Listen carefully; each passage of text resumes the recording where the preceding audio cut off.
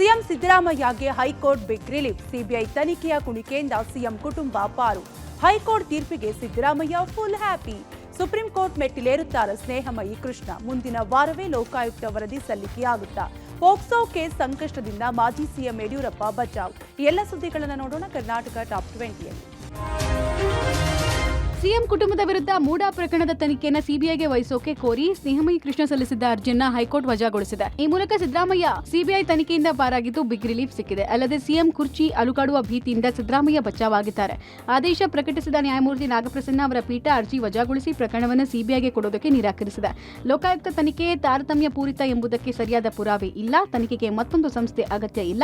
ಲೋಕಾಯುಕ್ತ ತನಿಖೆ ನಡೆಸ್ತಾ ಇಲ್ಲ ಅಂತ ಹೇಳೋಕೆ ಆಗಲ್ಲ ಅಂತ ಕೋರ್ಟ್ ಅಭಿಪ್ರಾಯಪಟ್ಟಿದೆ. ಇನ್ನು ಹೈಕೋರ್ಟ್ ತೀರ್ಪಿಗೆ ಸಿಎಂ ಸಿದ್ದರಾಮಯ್ಯ ಸಂತಸ ವ್ಯಕ್ತಪಡಿಸಿದ್ದಾರೆ.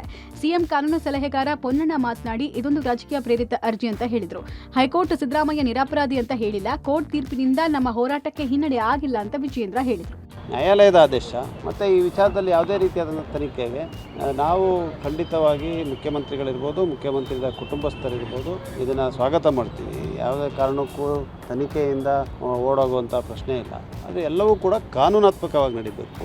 ಸಿದ್ದರಾಮಯ್ಯನವರು ಮೂಡಾ ಪ್ರಕರಣದಲ್ಲಿ ಅವ್ರ ಮೇಲೆ ಆರೋಪ ಏನು ಬಂದಿದೆ, ಆರೋಪ ಮುಕ್ತರನಾಗೇನು ಹೈಕೋರ್ಟ್ ಮಾಡಿಲ್ಲ. ಸಿಬಿಐ ತನಿಖೆ ಕೊಡೋದಿಲ್ಲ ಅನ್ನುವ ತೀರ್ಪನ್ನ ರಾಜ್ಯ ಉಚ್ಚ ನ್ಯಾಯಾಲಯ ಹೇಳಿರ್ತಕ್ಕಂಥದ್ದು. ಭಾರತೀಯ ಜನತಾ ಪಾರ್ಟಿ ನಾವೇನು ಹೋರಾಟವನ್ನು ಕೈಗೊಂಡಿದ್ವಿ, ಆ ಹೋರಾಟಕ್ಕೂ ಕೂಡ ನಮಗೇನು ಹಿನ್ನಡೆ ಆಗಿಲ್ಲ. ಸಿಬಿಐ ತನಿಖೆ ಕುಣಿಕೆಯಿಂದ ಸಿಎಂ ಸಿದ್ದರಾಮಯ್ಯ ಮತ್ತು ಅವರ ಕುಟುಂಬ ಪಾರಾಗಿದೆ. ಇದರ ಬೆನ್ನಲ್ಲೇ ಸಿದ್ದರಾಮಯ್ಯ ಆಪ್ತ ಸಚಿವರು ಸಂತಸ ವ್ಯಕ್ತಪಡಿಸಿದ್ದಾರೆ. ಸಚಿವ ಎಚ್.ಸಿ. ಮಹದೇವಪ್ಪ ಮಾತನಾಡಿ, ಪ್ರಕರಣದಲ್ಲಿ ರಾಜಕೀಯ ಮಾಡುವ ಗುರಿ ಇತ್ತು. ಸಿಎಂ ಸ್ಥಾನದಿಂದ ಕೆಳಗಿಳಿಸೋಕೆ ವಿಪಕ್ಷಗಳು ಷಡ್ಯಂತ್ರ ಅಂತ ಹೇಳಿದ್ರು. ಈ ಪ್ರಕರಣವನ್ನ ಸಿಬಿಐಗೆ ಕೊಡಬೇಕು ಅನ್ನೋ ಯಾವುದೇ ಅಂಶ ಇರಲಿಲ್ಲ. ಲೋಕಾಯುಕ್ತ ವರದಿ ಸರಿ ಇಲ್ಲ ಅಂತ ಹೇಳಕ್ಕಾಗಲ್ಲ. ಈ ವಿಚಾರದಲ್ಲಿ ರಾಜಕೀಯ ಮಾಡೋರಿಗೆ ತಕ್ಕ ಉತ್ತರ ಸಿಕ್ಕಿದೆ. ದೂರುದಾರರು ಸುಪ್ರೀಂ ಕೋರ್ಟ್ಗೆ ಹೋದ್ರೆ ನಮ್ಮ ಕಾನೂನು ಸಲಹೆಗಾರರು ಪರಿಶೀಲನೆ ಮಾಡ್ತಾರೆ ಅಂತ ಪರಮೇಶ್ವರ್ ಹೇಳಿದ್ರು. ಸಚಿವ ಈಶ್ವರ್ ಖಂಡ್ರೆ ಮಾತನಾಡಿ, ಇದು ಸತ್ಯಕ್ಕೆ ಸಂದ ಜಯ ಅಂತ ವಿಶ್ಲೇಷಿಸಿದ್ರು. ಅವರ ವ್ಯಕ್ತಿ ಮತ್ತು ಘನತೆಯನ್ನು ಹಾಳು ಮಾಡಿ ಚಾರಿತ್ರ್ಯಹರಣ ಮಾಡ್ತಕ್ಕಂಥ, ಮುಖಕ್ಕೆ ಬಳಸ್ತಕ್ಕಂಥ ರಾಜಕೀಯ ಉದ್ದೇಶಗಳನ್ನು ವಿರೋಧ ಮಾಡ್ತಾರೆ. ಕಾನೂನನ್ನು ಗೌರವಿಸ್ತಾರೆ. ನಾವು ಇದನ್ನ ಎಕ್ಸ್ಪೆಕ್ಟ್ ಮಾಡಿದ್ದು. ಯಾಕೆಂದರೆ ಇದರಲ್ಲಿ CBI ಕೊಡ್ತಕ್ಕಂಥ ಅಂಶ ಏನು ಇರಲಿಕ್ಕಿಲ್ಲ ಅನ್ನೋದು ಒಂದು. ಜೊತೆಗೆ ಲೋಕಾಯುಕ್ತ ಸಂಸ್ಥೆ ಏನು ಇನ್ವೆಸ್ಟಿಗೇಷನ್ ಮಾಡ್ತಾ ಇದೆ ಅದರ ಮೇಲೆ ಕೂಡ ಒಂದಿಷ್ಟು ಫೇತ್ ಇರಬೇಕು ಅನ್ನೋದು. ಹಾಗಾಗಿ ಲೋಕಾಯುಕ್ತ ಸಂಸ್ಥೆ ಮೇಲೆ ಕೋರ್ಟು ವಿಶ್ವಾಸವನ್ನು ಇಟ್ಟು ಈ ರೀತಿ ಆದೇಶ ಮಾಡಿದ್ದಾರೆ ಅಂತೇಳಿ ನಾನು ಹೇಳ್ಬೋದು. ಈ ರಾಜ್ಯದ ಆಡಳಿತವನ್ನು ಬುಡಮೇಲು ಮಾಡಲಿಕ್ಕೆ ಹೊಟ್ಟೆ ಕಿಚ್ಚಿನಿಂದ ಈ ರೀತಿಯಲ್ಲೆಲ್ಲ ಆರೋಪ ಮಾಡ್ತಾ ಇದ್ದಾರೆ ಅಂತ ನಾವು ಹೇಳಿದ್ದೇವೆ. ಅದು ಈಗ ಸತ್ಯ ಅಂತೇಳಿ ಹೇಳಿ ಇವತ್ತು ಉಚ್ಚ ನ್ಯಾಯಾಲಯನೇ ತೀರ್ಪನ್ನು ಕೊಟ್ಟಿದೆ. ನಾವು ಮೊದಲಿನಿಂದ ಹೇಳಿದ್ದೇವೆ, ಅವರು ಯಾವುದೇ ರೀತಿಯ ಈ ಪ್ರಕರಣದಲ್ಲಿ ಅವ್ರ ಪಾತ್ರ ಇಲ್ಲ ಅಂತೇಳಿ. ಅದು ಇವತ್ತು ಸಾಬೀತಾಗಿದೆ. ಅದಕ್ಕೆ ನಾನು ಹೇಳ್ತಾ ಇರ್ತಕ್ಕಂಥದ್ದು ಸತ್ಯಕ್ಕೆ ಜಯ ಆಗಿದೆ. ಸಿಎಂ ವಿರುದ್ಧ ಮೂಡಾ ಕೇಸ್ ಸಿಬಿಐಗೆ ಕೊಡುವಂತೆ ಹೈಕೋರ್ಟ್ಗೆ ಅರ್ಜಿ ಸಲ್ಲಿಸಿದ್ದ ದೂರುದಾರ ಸ್ನೇಹಮಯಿ ಕೃಷ್ಣಗೆ ಹಿನ್ನಡೆಯಾಗಿದೆ. ಈ ಬಗ್ಗೆ ಪ್ರತಿಕ್ರಿಯೆ ಕೊಟ್ಟಿರೋ ಸ್ನೇಹಮಯಿ, ನಮ್ಮ ಹೋರಾಟಕ್ಕೆ ಹಿನ್ನಡೆಯಾಗಿದೆ. ಇದರಿಂದ ನಾನು ನನ್ನ ಹೋರಾಟದಿಂದ ಹಿಂದೆ ಸರಿಯಲ್ಲ, ಸುಪ್ರೀಂ ಕೋರ್ಟ್ಗೆ ಹೋಗ್ತೀನಿ ಎಂದಿದ್ದಾರೆ. ಹೈಕೋರ್ಟ್ ಯಾವ ವಿಚಾರವನ್ನು ಇಟ್ಕೊಂಡು ವಜಾ ಮಾಡಿದೆ ಗೊತ್ತಿಲ್ಲ. ಆ ಅಂಶಗಳನ್ನ ನೋಡಿ ನಮ್ಮ ವಕೀಲರ ಜೊತೆ ಮಾತಾಡ್ತೇನೆ. ಬಳಿಕ ನಾವು ಸರ್ವೋಚ್ಚ ನ್ಯಾಯಾಲಯಕ್ಕೆ ಹೋಗುತ್ತೇವೆ ಎಂದು ಸ್ನೇಹಮಯಿ ಕೃಷ್ಣ ಹೇಳಿಕೆ ಕೊಟ್ಟಿದ್ದಾರೆ. ಲೋಕಾಯುಕ್ತ ತನಿಖೆ ಮೇಲೆ ನಮಗೆ ನಂಬಿಕೆ ಇಲ್ಲ. ಸಿದ್ದರಾಮಯ್ಯ ಹೇಳಿದಂತೆ ತನಿಖೆ ನಡೀತಾ ಇದೆ ಎಂಬ ಅನುಮಾನ ಇತ್ತು. ಅದಕ್ಕಾಗಿ ನಾವು ಸಿಬಿಐಗೆ ಹೋಗಬೇಕು ಅಂತ ಹೋರಾಟವನ್ನ ಮಾಡ್ತೀವಿ. ಮುಂದಿನ ವಾರ ಸರ್ವೋಚ್ಚ ನ್ಯಾಯಾಲಯಕ್ಕೆ ಮೇಲ್ಮನವಿಯನ್ನ ಸಲ್ಲಿಸುತ್ತೇವೆ. ಸಿಬಿಐಗೆ ನೀಡುವಂತೆ ನಾವು ಹೋರಾಟ ಮಾಡ್ತೀವಿ. ಸರ್ವೋಚ್ಚ ನ್ಯಾಯಾಲಯ ಸಿಬಿಐಗೆ ನೀಡುತ್ತದೆ ಎಂಬ ನಂಬಿಕೆ ಇದೆ ಅಂತ ಸ್ನೇಹಮಯಿ ಕೃಷ್ಣ ತಿಳಿಸಿದ್ದಾರೆ. ನಮ್ಮ ಅರ್ಜಿ ವಜಾ ಆಗಿದೆ ಅಂತ ತಿಳಿದು ಬಂದಿದೆ. ನಮ್ಮ ಹೋರಾಟದಲ್ಲಿ ಒಂದು ಹಿನ್ನಡೆ ಆಗಿದೆ ಅಂತ ಹೇಳ್ಬೋದು. ಆದರೆ ಇದರಿಂದ ವಿಚಲಿತನಾಗುವಂಥ ಅಥವಾ ಹೋರಾಟದ ಹಿಂದೆ ಸರಿಯುವಂಥ ಯಾವುದೇ ಪ್ರಶ್ನೆ ಇಲ್ಲ. ಸೊ ನಮ್ಮ ಹೋರಾಟವನ್ನು ನಾವು ಮುಂದುವರ್ತೀವಿ. ಅಂದರೆ ಮೊನ್ನೆ ಸರ್ವೋಚ್ಚ ನ್ಯಾಯಾಲಯದಲ್ಲಿ ಒಂದು ಮೇಲ್ಮನವಿ ಸಲ್ಲಿಸಿ ಈ ಪ್ರಕರಣ ಸಿಬಿಐಗೆ ಕೊಡಿಸುವಂಥ ಪ್ರಯತ್ನವನ್ನು ನಾವು ಮುಂದುವರ್ಸ್ಕೊಂಡು ಹೋಗ್ತೀವಿ. ಏನು ಮಾನ್ಯ ನ್ಯಾಯಾಲಯ ಇವತ್ತು ತೀರ್ಪು ನೀಡಿದೆ, ಆ ತೀರ್ಪಿನಲ್ಲಿ ಯಾವ ಅಂಶಗಳನ್ನು ಪರಿಗಣಿಸಿ ನಮ್ಮ ಅರ್ಜಿಯನ್ನು ತಿರಸ್ಕಾರ ಮಾಡಿದೆ ಅನ್ನೋದನ್ನು ಪರಿಗಣಿಸಿ ಆ ಅಂಶಗಳಿಗೆ ನಾವು ಏನು ಉತ್ತರವನ್ನು ಕೊಡ್ಬೋದು ಮತ್ತು ಅದಕ್ಕೆ ಪೂರಕವಾಗಿ ಏನು ದಾಖಲೆಗಳನ್ನು ಕೊಡ್ಬೋದು ಅನ್ನೋದ್ರ ಬಗ್ಗೆ ನಮ್ಮ ವಕೀಲರ ಜೊತೆ ಚರ್ಚೆ ಮಾಡಿ ಕೂಡಲೇ ಈ ಪ್ರಕರಣವನ್ನು ಸಿಬಿಐ ಕೊಡಿ ಅಂತೇಳಿ ಮತ್ತು ಈ ಒಂದು ತೀರ್ಪನ್ನು ಪ್ರಶ್ನಿಸಿ ನಾವು ಮಾನ್ಯ ಸರ್ವೋಚ್ಚ ನ್ಯಾಯಾಲಯಕ್ಕೆ ಅರ್ಜಿಯನ್ನು ಸಲ್ಲಿಸ್ತೀವಿ. ಸಿಎಂ ಸಿದ್ದರಾಮಯ್ಯ ವಿರುದ್ಧದ ಮುಡಾ ಹಗರಣದ ತನಿಖೆ ನಡೆಸ್ತಾ ಇರೋ ಮೈಸೂರು ಲೋಕಾಯುಕ್ತ ಪೊಲೀಸರು ಮುಂದಿನ ಬುಧವಾರ ಅಥವಾ ಗುರುವಾರ ಕೋರ್ಟ್ಗೆ ಅಂತಿಮ ತನಿಖಾ ವರದಿ ಸಲ್ಲಿಸೋಕೆ ಮುಂದಾಗಿದ್ದಾರೆ. ಈಗಾಗಲೇ ಲೋಕಾಯುಕ್ತ ಪೊಲೀಸರು ತನಿಖೆ ಮುಕ್ತಾಯಗೊಳಿಸಿದ್ದು ಮುಂದಿನ ವಾರ ಜನಪ್ರತಿನಿಧಿಗಳ ಕೋರ್ಟ್ಗೆ ವರದಿ ಸಲ್ಲಿಕೆ ಮಾಡಲಿದ್ದಾರೆ. ಇನ್ನು ಸಿಬಿಐ ತನಿಖೆಯ ಕುಣಿಕೆಯಿಂದ ಸಿಎಂ ಸಿದ್ದರಾಮಯ್ಯ ಪಾರಾಗಿದ್ದು ಮೈಸೂರಿನಲ್ಲಿ ಬೆಂಬಲಿಗರು ಸಂಭ್ರಮಿಸಿದ್ರು. ರಾಮಸ್ವಾಮಿ ವೃತ್ತದ ಬಳಿ ಸಿದ್ದರಾಮಯ್ಯ ಬೆಂಬಲಿಗರು ಡ್ಯಾನ್ಸ್ ಮಾಡಿ ಸಿಹಿ ಹಂಚಿ ಸಂಭ್ರಮಾಚರಣೆ ಮಾಡಿದ್ರು. ಸಿದ್ದರಾಮಯ್ಯ ಆಪ್ತ ಮಾಜಿ ಶಾಸಕ ಎಂಕೆ ಸೋಮಶೇಖರ್ ಡೊಳ್ಳು ಕುಣಿತಕ್ಕೆ ಬೇಂದಾಸಾಗಿ ಸ್ಟೆಪ್ ಹಾಕಿದ್ರು. ಇದು ಸತ್ಯಕ್ಕೆ ಸಂದ ಜಯ. ದರೋಡೆಕೋರರನ್ನ ಸತ್ಯ ಹರಿಶ್ಚಂದ್ರ ಅಂತ ಬಿಂಬಿಸಿಕೊಳ್ತಾ ಇದ್ರು. ಇಂದು ನಮ್ಮ ನಾಯಕ ಸಿದ್ದರಾಮಯ್ಯಗೆ ಜಯ ಸಿಕ್ಕಿದೆ ಅಂತ ಎಂಕೆ ಸೋಮಶೇಖರ್ ಹರ್ಷ ವ್ಯಕ್ತಪಡಿಸಿದ್ರು. ಪೋಕ್ಸೋ ಪ್ರಕರಣದಲ್ಲಿ ಮಾಜಿ ಸಿಎಂ ಯಡಿಯೂರಪ್ಪಗೆ ಬಿಗ್ ರಿಲೀಫ್ ಸಿಕ್ಕಿದೆ. ತಮ್ಮ ವಿರುದ್ಧ ದಾಖಲಾಗಿದ್ದ ಪೋಕ್ಸೋ ಕೇಸ್ನನ್ನ ರದ್ದುಪಡಿಸುವಂತೆ ಕೋರಿ ಬಿಎಸ್ವೈ ಸಲ್ಲಿಸಿದ್ದ ಅರ್ಜಿಯನ್ನು ಹೈಕೋರ್ಟ್ ಭಾಗಶಃ ಪುರಸ್ಕರಿಸಿದೆ.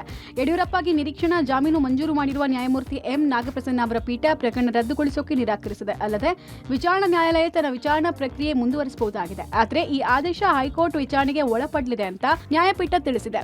ಇನ್ನು ಹೈಕೋರ್ಟ್ ತೀರ್ಪಿನ ಕುರಿತು ವಿಜೇಂದ್ರ ಮಾತನಾಡಿದ್ದು, ಹೈಕೋರ್ಟ್ ನಮ್ಮ ಅರ್ಜಿಯನ್ನು ಪುರಸ್ಕಾರ ಮಾಡಿದೆ ಎಂದರು. ನೋಡಿ, ರಾಜ್ಯ ಉಚ್ಚ ನ್ಯಾಯಾಲಯ ಯಡಿಯೂರಪ್ಪನವರ ವಿರುದ್ಧ ಇದ್ದಂಥ ಪೋಕ್ಸೋ ಕೇಸ್ನಲ್ಲಿ ಏನು ಲೋಯರ್ ಕೋರ್ಟ್ ಒಂದು ಸಮನ್ಸನ್ನು ಇಶ್ಯೂ ಮಾಡಿತ್ತು, ಆ ಸಮನ್ಸನ್ನು ಸೆಟ್ ಅಸೈಡ್ ಮಾಡಿದೆ. ಯಾಕೆ ಅಂತ ಹೇಳಿದ್ರೆ ರಾಜ್ಯ ಉಚ್ಚ ನ್ಯಾಯಾಲಯದಲ್ಲಿ ಪರ ಮತ್ತು ವಿರೋಧ ಬಹಳ ದಿನಗಳ ಕಾಲ ವಾದಗಳು ನಡೆದಿದೆ ಹೈಕೋರ್ಟ್ನಲ್ಲಿ. ಸೊ ಇದರ ಆಧಾರದ ಮೇಲೆ ನಮ್ಮ ಅರ್ಜಿಯನ್ನು ಕೂಡ ಪುರಸ್ಕರಿಸಿ ಇವತ್ತು ಲೋಯರ್ ಕೋರ್ಟ್ ಏನು ಸಮನ್ಸ್ ಇಶ್ಯೂ ಮಾಡಿದ್ರು ಅದನ್ನು ಸೆಟ್ ಅಸೈಡ್ ಮಾಡಿ ಪರಿಶೀಲನೆ ಮಾಡಿ ಅನ್ನುವ ಅರ್ಥದಲ್ಲಿ ಇವತ್ತು ಒಂದು ನಿರ್ದೇಶನವನ್ನು ರಾಜ್ಯ ಉಚ್ಚ ನ್ಯಾಯಾಲಯ ನೀಡಿದೆ. ಬಿಜೆಪಿ ಆಂತರಿಕ ಕಿತ್ತಾಟಕ್ಕೆ ಬ್ರೇಕ್ ಹಾಕಲು ಹೈಕಮಾಂಡ್ ಮುಂದಾಗಿದೆ. ರಾಜ್ಯ ಬಿಜೆಪಿ ಸಹ ಉಸ್ತುವಾರಿ ಸುಧಾಕರ್ ರೆಡ್ಡಿ ಮೂಲಕ ರಾಜ್ಯ ನಾಯಕರಿಗೆ ಹೈಕಮಾಂಡ್ ಕಠಿಣ ಸಂದೇಶ ರವಾನಿಸಿದೆ. ಯಾವುದೇ ನಾಯಕರು ಬಹಿರಂಗವಾಗಿ ಮಾತಾಡಬಾರದು. ಪಕ್ಷದ ಆಂತರಿಕ ವಿಚಾರ ಚರ್ಚೆ ಮಾಡಬೇಕಾದ್ರೂ ಪಕ್ಷದ ವೇದಿಕೆಯಲ್ಲಿ ಮಾತಾಡಬೇಕು. ಹಾದಿ ಬೀದಿಯಲ್ಲಿ ಯಾವುದೇ ನಾಯಕರು ಪ್ರತಿಕ್ರಿಯೆ ಕೊಡಬಾರದು. ಎಲ್ಲ ನಾಯಕರಿಗೂ ಈ ನಿಯಮ ಅನ್ವಯ ಅಂತ ಹೈಕಮಾಂಡ್ ಖಡಕ್ ಎಚ್ಚರಿಕೆ ಕೊಟ್ಟಿದೆ. ಅಲ್ಲದೆ ರಾಜ್ಯಾಧ್ಯಕ್ಷ ಸ್ಥಾನದ ವಿಚಾರ ಹೈಕಮಾಂಡ್ ಸರಿಯಾದ ಸಮಯಕ್ಕೆ ಸರಿಯಾದ ನಿರ್ಧಾರವನ್ನ ಮಾಡುತ್ತೆ. ಅದರ ಬಗ್ಗೆ ಯಾರು ಪ್ರತಿಕ್ರಿಯೆ ಕೊಡಬಾರದು. ಬಿಜೆಪಿ ಎಲ್ಲ ರಾಜ್ಯ ನಾಯಕರು ಪಕ್ಷದ ಶಿಸ್ತು ಪಾಲನೆ ಮಾಡಬೇಕು. ರಾಜ್ಯಾಧ್ಯಕ್ಷರ ಚುನಾವಣೆ ಬಗ್ಗೆಯೂ ಮಾತಾಡುವಂತೆ ಇಲ್ಲ. ಸರ್ಕಾರದ ಭ್ರಷ್ಟಾಚಾರದ ವಿರುದ್ಧ ನಮ್ಮ ಹೋರಾಟ ಇರಬೇಕು. ರಾಜ್ಯ ಬಿಜೆಪಿ ನಾಯಕರ ವರ್ತನೆ ಲಕ್ಷಾಂತರ ಕಾರ್ಯಕರ್ತರಿಗೆ ನೋವುಂಟು ಮಾಡಿದೆ. ಇನ್ಮುಂದೆ ಬಹಿರಂಗ ಹೇಳಿಕೆಗೆ ಬ್ರೇಕ್ ಹಾಕಬೇಕು ಅಂತ ಹೈಕಮಾಂಡ್ ಕಠಿಣ ಸಂದೇಶ ರವಾನಿಸಿದೆ. ಮೈಕ್ರೋ ಫೈನಾನ್ಸ್ ಕಿರುಕುಳಕ್ಕೆ ಬ್ರೇಕ್ ಹಾಕಲು ಸರ್ಕಾರ ಸುಗ್ರೀವಾಜ್ಞೆಯನ್ನು ಜಾರಿಗೆ ತರೋದಕ್ಕೆ ಮುಂದಾಗಿತ್ತು. ಆದರೆ ಸರ್ಕಾರದ ಸುಗ್ರೀವಾಜ್ಞೆಯನ್ನು ರಾಜ್ಯಪಾಲರು ತಿರಸ್ಕರಿಸಿದ್ದಾರೆ. ಈ ಮೂಲಕ ರಾಜ್ಯ ಸರ್ಕಾರಕ್ಕೆ ಹಿನ್ನಡೆಯಾಗಿದೆ. ವಿಧಾನಮಂಡಲ ಅಧಿವೇಶನದಲ್ಲಿಯೇ ಮಸೂದೆಯನ್ನು ಮಂಡಿಸಿ ಚರ್ಚೆ ಮಾಡಿ ಕಳುಹಿಸಿ ಅಂತೇಳಿ ರಾಜ್ಯಪಾಲರು ಸೂಚಿಸಿದ್ದಾರೆ. ಆರ್ಬಿಐ ನಿಯಮಾವಳಿಗಳಿಗೆ ಅಡ್ಡಿ ಸಾಲ ಕೊಟ್ಟವರ ರಕ್ಷಣೆಯ ಬಗ್ಗೆ ರಾಜ್ಯಪಾಲರು ಆಕ್ಷೇಪ ವ್ಯಕ್ತಪಡಿಸಿ ಸುಗ್ರೀವಾಜ್ಞೆಯನ್ನು ವಾಪಸ್ ಕಳುಹಿಸಿದ್ದಾರೆ ಎನ್ನಲಾಗಿದೆ. ಸುಗ್ರೀವಾಜ್ಞೆಯಲ್ಲಿ ಸಾಲ ಪಡೆದವರ ರಕ್ಷಣೆಗೆ ಮಾತ್ರವೇ ಗಮನ ಹರಿಸಲಾಗಿದೆ. ಸಹಜ ನ್ಯಾಯದ ಅಡಿಯಲ್ಲಿ ಸಾಲ ಕೊಟ್ಟವರಿಗೆ ರಕ್ಷಣೆ ಕಾಣಿಸ್ತಿಲ್ಲ. ಸುದೀರ್ಘ ಅವಧಿಯಲ್ಲಿ ಇದು ಮಾರಕವಾಗಲಿದೆ. ಸಾಲ ಪಡೆಯುವವನ ಬಳಿ ಏನೂ ದಾಖಲೆಯನ್ನು ತೆಗೆದುಕೊಳ್ಳಬಾರದು ಅಂತ ಹೇಳಿದ್ದೀರಿ. ಆದರೆ ಇದು ಸರ್ಕಾರಿ ಸಂಸ್ಥೆಗಳ ಸಾಲದ ವೇಳೆ ಅನುಸರಿಸಬೇಕಾದ ಪರಿಸ್ಥಿತಿ ಎದುರಾಗಬಹುದು. ಅಲ್ಲದೆ ಶಿಕ್ಷೆಯ ಪ್ರಮಾಣದಲ್ಲಿ ಯಾವುದೇ ಲಾಜಿಕ್ ಇಲ್ಲ ಅಂತ ಹೇಳಿ ರಾಜ್ಯಪಾಲರು ತಿರಸ್ಕಾರಕ್ಕೆ ಕಾರಣ ಕೊಟ್ಟಿದ್ದಾರೆ. ಗದಗ ಜಿಲ್ಲೆಯಲ್ಲಿ ಮೈಕ್ರೋ ಫೈನಾನ್ಸ್ ಟಾರ್ಚರ್ ಇನ್ನೂ ಕೂಡ ನಿಲ್ತಾ ಇಲ್ಲ. ಮನೆ ಕಟ್ಟಲು ಸಾಲ ಪಡೆದ ದಂಪತಿ ಮೈಕ್ರೋ ಫೈನಾನ್ಸ್ ಸಿಬ್ಬಂದಿಯ ಕಿರುಕುಳಕ್ಕೆ ಊರೇ ಬಿಟ್ಟಿರುವ ಘಟನೆ ಶಿರಹಟ್ಟಿ ತಾಲೂಕಿನ ಖಾನಾಪುರ ಗ್ರಾಮದಲ್ಲಿ ನಡೆದಿದೆ. ಗದಗದ AMOM ಹೌಸಿಂಗ್ ಕಂಪನಿಯಲ್ಲಿ ಮನೆ ಕಟ್ಟಲು ಸಾಲವನ್ನ 3 ಲಕ್ಷ ರೂಪಾಯಿ ಪಡೆದಿದ್ರು ರಫೀಕ್ ದೊಡ್ಮನಿ, ರಿಯಾನ್ ದೊಡ್ಮನಿ. ಈಗ ಕುಟುಂಬ ಕಣ್ಣೀರಿನಲ್ಲಿ ಕೈ ತೊಳಿತಾ ಇದೆ. ಕಂತು ಕಟ್ಟಲಾಗದಿದ್ರೆ ಸತ್ರೆ ಸಾಲ ಮನ್ನಾ ಆಗುತ್ತೆ ಅಂತ ಹೇಳಿ ಸಿಬ್ಬಂದಿ ಉದ್ದಟತನದ ಹೇಳಿಕೆಯನ್ನು ಕೊಟ್ಟಿದ್ದಾರೆ. ಇದರಿಂದ ಮನನೊಂದ ಮಹಿಳೆ ಬಾವಿಗೆ ಹಾರಿ ಆತ್ಮಹತ್ಯೆಗೆ ಯತ್ನಿಸಿದ್ರಂತೆ. ಮತ್ತೊಂದು ಕಡೆ ಬೀದರ್ನ ಮೈಲೂರು ಬಳಿ ಗಾಂಧಿನಗರದಲ್ಲಿ ಮಹಿಳೆ ಆತ್ಮಹತ್ಯೆಗೆ ಯತ್ನಿಸಿದ್ದಾರೆ. ಮಗನ ಮದುವೆಗಾಗಿ ವಿವಿಧ ಫೈನಾನ್ಸ್ಗಳಲ್ಲಿ ಸುಮಾರು 2 ಲಕ್ಷ ರೂಪಾಯಿ ಸಾಲ ಮಾಡಿದ್ರು. ಕಳೆದ 3 ತಿಂಗಳಿನಿಂದ ಬಡ್ಡಿ ಕಟ್ಟಲು ಸಾಧ್ಯವಾಗದೆ ಮೈಕ್ರೋ ಫೈನಾನ್ಸ್ ಸಿಬ್ಬಂದಿ ಕಿರುಕುಳ ಕೊಡ್ತಿದ್ರು. ಇದರಿಂದ ನೊಂದ ಮಹಿಳೆ ಆತ್ಮಹತ್ಯೆಗೆ ಮುಂದಾಗಿದ್ದು ಸ್ಥಳೀಯರು ರಕ್ಷಿಸಿದ್ದಾರೆ. ಪ್ರಯಾಗ್ರಾಜ್ನಲ್ಲಿ ನಡೀತಾ ಇರುವ ಮಹಾಕುಂಭಮೇಳದಲ್ಲಿ ಮತ್ತೊಂದು ಅಗ್ನಿ ಅವಘಡ ಸಂಭವಿಸಿದೆ. ಮಹಾಕುಂಭ ನಗರದ ಸೆಕ್ಟರ್ 18ರಲ್ಲಿ ಅಗ್ನಿ ಅವಘಡ ಜರುಗಿದೆ. ಆದರೆ ಯಾವುದೇ ಪ್ರಾಣಹಾನಿಯಾಗಿಲ್ಲ. ತುಳಸಿ ಚೌರಾಹ ಬಳಿಯ ಕ್ಯಾಂಪ್ನಲ್ಲಿ ಬೆಂಕಿ ಕಾಣಿಸಿಕೊಂಡಿದೆ. ಕೂಡಲೇ ಸ್ಥಳಕ್ಕೆ ದೌಡಾಯಿಸಿದ ಅಗ್ನಿಶಾಮಕ ಸಿಬ್ಬಂದಿ ಬೆಂಕಿಯನ್ನ ನಿಯಂತ್ರಣಕ್ಕೆ ತರುವಲ್ಲಿ ಯಶಸ್ವಿಯಾಗಿದ್ದಾರೆ ಅಂತ ಖಾಕ್ ಚೌಕು ಪೊಲೀಸ್ ಠಾಣೆಯ ಇನ್ಸ್ಪೆಕ್ಟರ್ ಯೋಗೇಶ್ ಚತುರ್ವೇದಿ ತಿಳಿಸಿದ್ದಾರೆ. ಇನ್ನು ಮಹಾಕುಂಭಮೇಳದಲ್ಲಿ 3ನೇ ಬಾರಿಗೆ ಅಗ್ನಿ ಅವಘಡ ಸಂಭವಿಸಿದೆ. ಕಳೆದ ಜನವರಿ 30ರಂದು ಸಂಭವಿಸಿದ್ದ ಅಗ್ನಿ ಅವಘಡದಲ್ಲಿ ಕನಿಷ್ಠ 15 ಟೆಂಟ್ಗಳು ಭಸ್ಮವಾಗಿದ್ದವು. ಇದುವರೆಗೂ ಮಹಾಕುಂಭಮೇಳದಲ್ಲಿ 29 ಕೋಟಿ ಭಕ್ತರು ತ್ರಿವೇಣಿ ಸಂಗಮದಲ್ಲಿ ಪುಣ್ಯ ಸ್ನಾನ ಮಾಡಿದ್ದಾರೆ. ಅನುದಾನ ತರುವ ಕುರಿತು ರಾಜ್ಯದ ಯಾವ ಮಂತ್ರಿಯೂ ನನ್ನ ಬಳಿ ಚರ್ಚಿಸಿಲ್ಲ ಎಂಬ ಎಚ್.ಡಿ. ಕುಮಾರಸ್ವಾಮಿ ಹೇಳಿಕೆಗೆ ಡಿಸಿಎಂ ಡಿಕೆ ಶಿವಕುಮಾರ್ ತಿರುಗೇಟು ಕೊಟ್ಟಿದ್ದಾರೆ. ನಿಮ್ಮ ಜೊತೆ ಯಾಕೆ ಚರ್ಚೆ ಮಾಡಬೇಕು? ನಿಮಗೆ ಜವಾಬ್ದಾರಿ ಇಲ್ಲವಾ ಮಿಸ್ಟರ್ ಕುಮಾರಸ್ವಾಮಿ? ನಾನು ರಾಜ್ಯಕ್ಕೆ ಏನು ಕೊಡುಗೆ ಕೊಡಬೇಕು ಅಂತ ನಿಮಗೆ ಗೊತ್ತಿಲ್ವಾ ಅಂತ ಡಿಕೆಶಿ ಪ್ರಶ್ನಿಸಿದ್ದಾರೆ. ನಾವು ಎಲ್ಲ ಮಂತ್ರಿಗಳು ಕೇಂದ್ರ ಸಚಿವರನ್ನ ಪ್ರಧಾನ ಮಂತ್ರಿಗಳನ್ನ ಭೇಟಿಯಾಗಿದ್ದೇವೆ. ಕುಮಾರಸ್ವಾಮಿ ಏನು ಫೈನಾನ್ಸ್ ಮಿನಿಸ್ಟರ್ ಅಲ್ಲ. ನಿಮಗೆ ವೈಯಕ್ತಿಕ ಆಸಕ್ತಿಯೇ ಹೆಚ್ಚು, ರಾಜ್ಯ ದೇಶದ ಆಸಕ್ತಿ ಇಲ್ಲ ಅಂತ ದಳಪತಿಗಳ ವಿರುದ್ಧ ಡಿಸಿಎಂ ಡಿಕೆಶಿ ವಾಗ್ದಾಳಿ ನಡೆಸಿದ್ದಾರೆ. ಇನ್ನು ನವೆಂಬರ್ ಬಳಿಕ ಸಿದ್ದರಾಮಯ್ಯ ರಾಜೀನಾಮೆ ಕೊಡ್ತಾರೆ ಎಂಬ ಅಶೋಕ್ ಹೇಳಿಕೆಗೆ ಪ್ರತಿಕ್ರಿಯಿಸಿ, ಅಶೋಕ್ ಜ್ಯೋತಿಷ್ಯ ಕಲಿತಾ ಇದ್ದಾರೆ ಅಂತ ತಿಳಿದು ಸಂತೋಷ ಆಯ್ತು. ನನಗೆ ಟೈಮ್ ಕೊಟ್ರೆ ನಾನು ಹೋಗಿ ಜ್ಯೋತಿಷ್ಯ ಕೇಳ್ಕೊಂಡು ಬರ್ತೀನಿ ಅಂತ ಟಾಂಗ್ ಕೊಟ್ಟಿದ್ದಾರೆ. ಯಾವ ಮಂತ್ರಿ ಎಂತಕ್ಕೆ ಚರ್ಚೆ? ನಿಮ್ಗೆ ಜವಾಬ್ದಾರಿ ಇಲ್ವೇನ್ರಿ ಮಿಸ್ಟರ್ ಕುಮಾರಸ್ವಾಮಿ? ನಿಮ್ಗೆ ಜವಾಬ್ದಾರಿ ಇಲ್ವಾ? ನಿಮಗೆ ನಾನು ರಾಜ್ಯಕ್ಕೆ ಏನು ಕೊಡುಗೆ ಕೊಡಬೇಕು ಅಂತ ನಿಮ್ಮ ಜವಾಬ್ದಾರಿ ಇಲ್ವಾ? ಯಾವ ಮಂತ್ರಿ? ಎಲ್ಲ ಮಂತ್ರಿನೂ ಹೋಗಿದ್ದಾರೆ. ಇಂಡಸ್ಟ್ರೀಸ್ ಮಿನಿಸ್ಟರ್ ಹೋಗಿದ್ದಾರೆ, PWD ಮಿನಿಸ್ಟರ್ ಹೋಗಿದ್ದಾರೆ, ಬೇರೆಯವರೆಲ್ಲ ಹೋಗಿದ್ದಾರೆ. ನಾವು ಫೈನಾನ್ಸ್ ಮಿನಿಸ್ಟರ್ ಭೇಟಿ ಮಾಡಿದ್ದೀವಿ, ಪ್ರೈಮ್ ಮಿನಿಸ್ಟರ್ ಭೇಟಿ ಮಾಡಿದ್ದೀವಿ. ಇವರೇನು ಫೈನಾನ್ಸ್ ಮಿನಿಸ್ಟರ್ ಏನಲ್ಲ.